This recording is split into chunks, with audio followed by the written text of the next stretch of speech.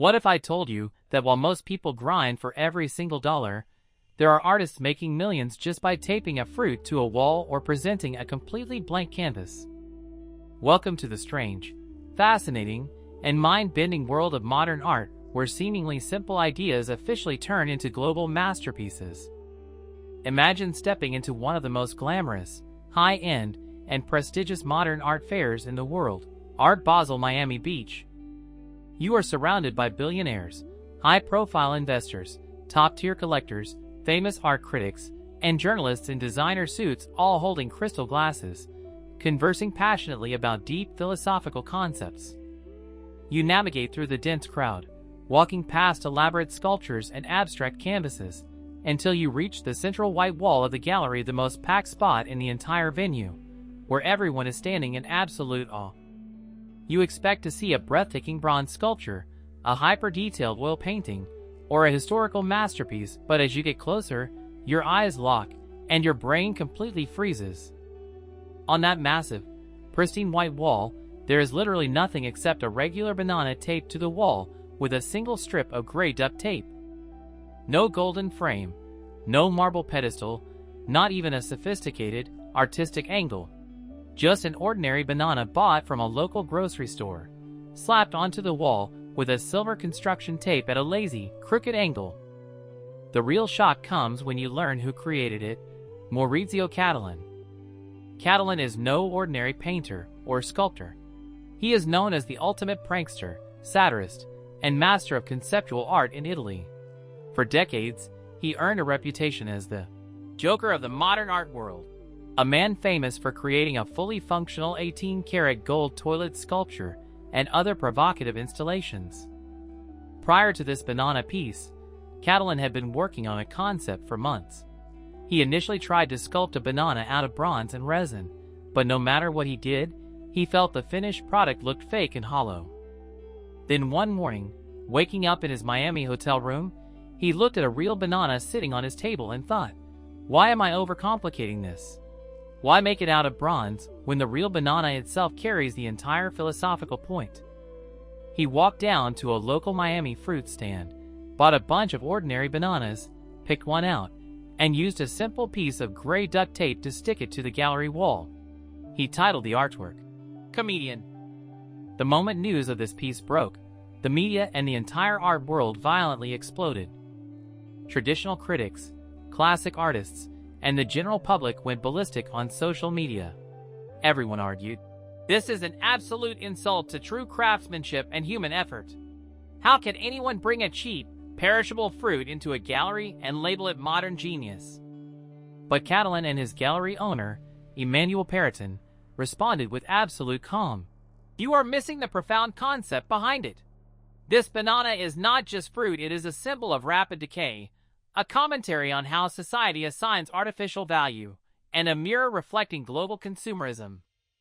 That intense global debate instantly turned a simple piece of fruit into the most viral news story on the planet. Kilometers-long lines formed outside the gallery, as people waited hours just to snap a selfie with a taped banana. But that was only the beginning of this absurd comedy.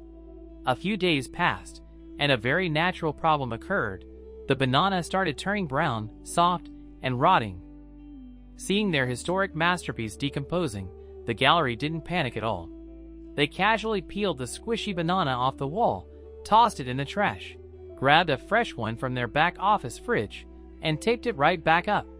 They publicly announced, "The buyers of this work aren't purchasing the physical banana or the tape.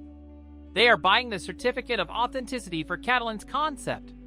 The owners receive a precise instruction manual and can easily go to any local supermarket themselves, buy a fresh banana, and tape it to their wall whenever it spoils."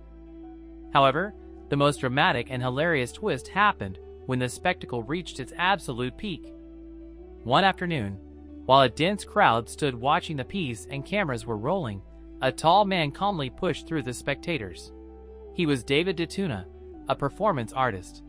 Ignoring the guards, he walked straight up to the wall, peeled off the tape, ripped the banana off the wall, peeled it, and began eating it right in front of hundreds of stunned eyes. The gallery descended into total silence. Security guards rushed over screaming, "What on earth are you doing? That was a historic artwork." And the man, taking his final bite, calmly looked at the cameras and said, "I was hungry. My performance is called Hungry Artist." Everyone assumed the legendary masterpiece was permanently ruined. Guards escorted the man out, but the gallery director didn't even sweat. They closed the gallery for just 15 minutes, bought another banana from the store, taped it up, and reopened the doors to the public. What everyone believed to be a foolish prank turned into one of the most successful and talked about phenomena in human history. The official certificates for this piece were sold to high-profile collectors and later resold at major auction houses like Sotheby's for astronomical sums. By taping a cheap piece of fruit to a wall, Maurizio Cattelan proved to the world that in modern art, it is the idea, the commentary, and the story you tell that generates immense value, not just the raw material. The story begins many years ago in New York City, where a young man named Robert Ryman arrived with a saxophone in his hand and a dream of becoming a great jazz musician. Young Ryman needed a daily job to pay his monthly rent and cover his basic living expenses, so he took a job as a gallery security guard at the Museum of Modern Art in New York, known as MoMA. He wore his guard uniform every day and stood for endless hours in the museum halls. His job was simple. He had to make sure visitors did not touch the expensive paintings and kept a safe distance, but this job gave him a golden and completely unexpected opportunity. Ryman spent 8 hours a day staring directly at the masterpieces of modern art giants like Pablo Picasso and Mark Rothko. He watched millions of people coming from all over the world queuing for hours just to stand before a painting on a wall, weeping or falling into deep contemplation. That daily experience completely altered Ryman's mindset. He began to question what making a piece of art truly meant, and how a simple canvas could evoke such profound emotional reactions. In 1953, Ryman made a decision that changed the trajectory of his life. Wherever he walked into a local art supply store, bought a small cheap canvas and a few cans of paint to try painting himself. However, he had a major challenge. He had zero formal academic training in painting and had no interest in painting traditional landscapes, trees, or human portraits. He asked himself a fundamental question: if we strip away all colors, all lines, all shapes, and all imagery from a painting, what is actually left? His answer to that question marked the start of an incredible artistic path. Ryman decided to use exclusively white paint.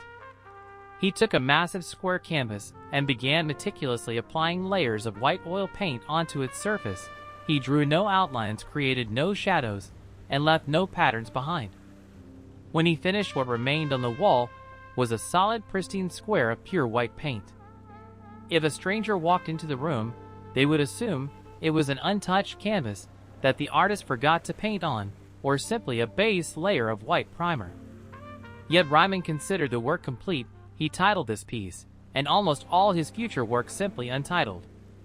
When these white canvases were first displayed in professional galleries, the reaction was intensely polarized. Ordinary visitors burst out laughing. They stood in front of the artwork saying, "This is a total joke. I could go home right now and pour a tin of white paint onto a blank cloth in 2 minutes to create the exact same thing." Some newspapers declared that the art world had officially lost its mind for trying to pass off a completely blank canvas as a high masterpiece. However, directly opposing this public outrage, the elite modern art community became utterly fascinated. Prominent critics and art theorists began publishing extensive essays and books analyzing these white canvases. They argued that Robert Ryman had stripped painting of all illusion and distraction. They claimed that without an image on the canvas, the viewer is no longer focused on a narrative, but is forced to experience the raw essence of art itself, the way light reflects off the texture of white oil paint, the thickness of the brush strokes, and the profound silence of the room. These philosophical interpretations led ultra-wealthy collectors and global investors to view these white canvases not as blank fabric, but as a revolutionary milestone in human art history. A fierce bidding war erupted among collectors to acquire these pieces, and market values skyrocketed astronomically. Eventually, at major international auctions, like Sotheby's in New York, one of Robert Ryman's white canvases was auctioned off for a staggering $20 million. When the news broke, another wave of amazement swept through the public. People asked how a canvas covered in plain white paint could be worth the equivalent of dozens of luxury mansions or private jets. The response from art experts remained consistent. They explained that the value of the work is not measured by the physical labor or time spent painting it, but by the courage of the artist to redefine the boundaries of art and the concept he brought into existence. Robert Ryman continued to paint exclusively white canvases for the rest of his life, spanning over 5 decades, and today his works are permanently preserved in the most prestigious museums on Earth. This story reminds us that in the modern world, true value does not always reside in the physical object itself, but in the groundbreaking idea behind it. If you enjoy these fascinating stories, make sure to like this video and hit that subscribe button so you never miss our next mind-bending episodes.